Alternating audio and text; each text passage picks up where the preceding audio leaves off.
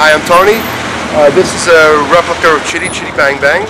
It's built on a 1914 Overland car, which was a car that was manufactured in the United States, 1914, but the steering wheel is on the right-hand side. And the steering wheel being on the right-hand side is very essential to have a car that looks like Chitty Bang Bang, because that's what they used in the movie. The car is actually roadworthy. It's registered with the New York State Department of Motor Vehicle. It has seat belts. It has a horn that works. 95% of the car has been fabricated, which means it's made by hand from photographs and seeing the actual car that was used in the movie. But there are pieces on the car that are old and original and vintage, antique. This is a serpent horn from the early 1900s.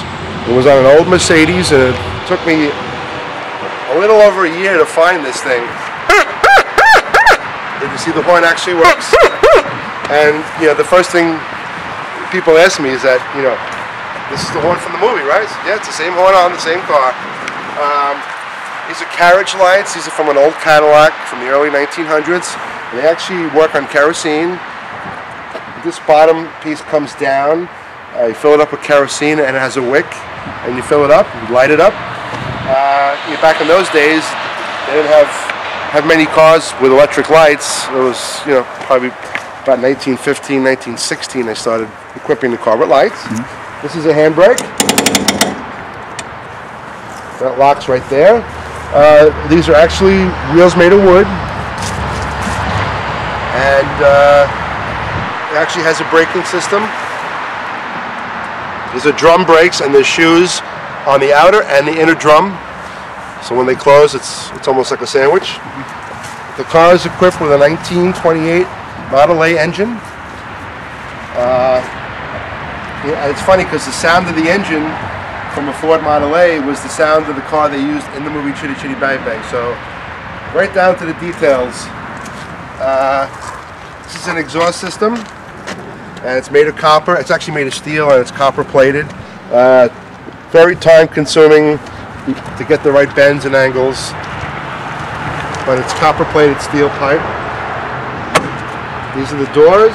So back in 1968 I saw Chitty Bang Bang. I saw it at Radio City Music Hall on opening day, and I went with my mother, and my uncle had gotten tickets for the opening night because he worked for United Artists.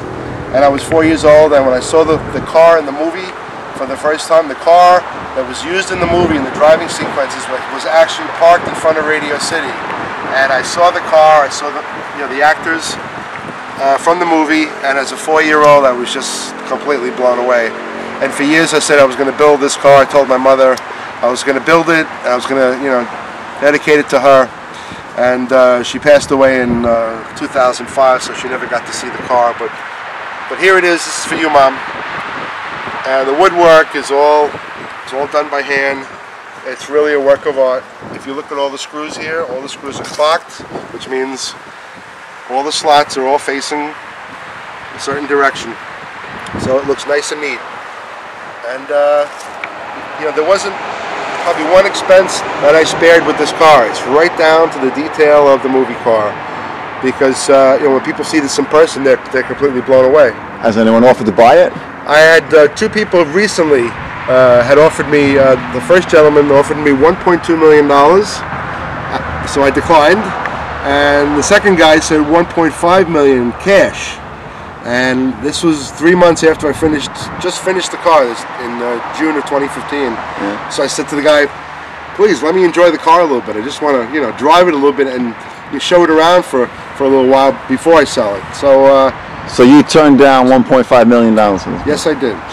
Crazy, but right now, I love the car. It brings me joy. It brings joy to a lot of people, and I'm just crazy about this feeling that the car is done, and it's bringing smiles to everybody that sees it. I'm totally blown away.